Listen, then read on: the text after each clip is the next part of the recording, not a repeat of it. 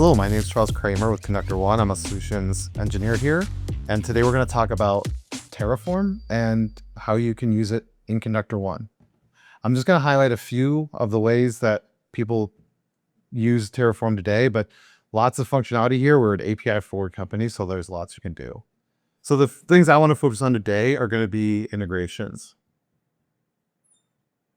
So when you have ConductorOne communicating with other cloud providers, you're handing us secrets, API keys, username, passwords, secret values. And those are things that you should be changing on a regular basis. When you change those, someone needs to remember to go into the application and manage the settings so that we can clearly communicate with that SaaS application.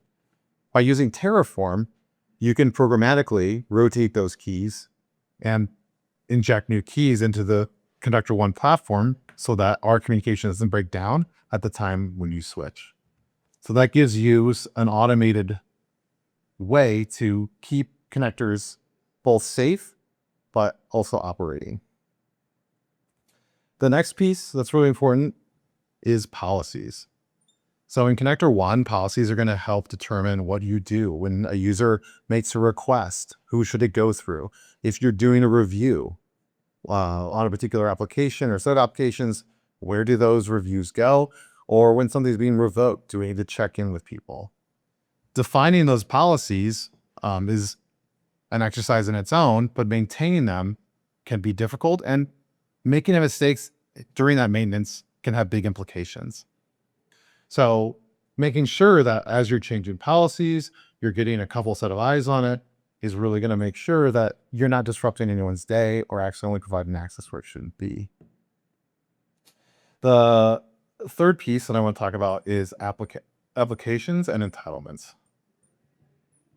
So application entitlements can have owners, they can have descriptions, they can have policies applied to them that, again, determine how a particular app or entitlement can be requested, the bounds around that request, who can review it, and how revocations happen.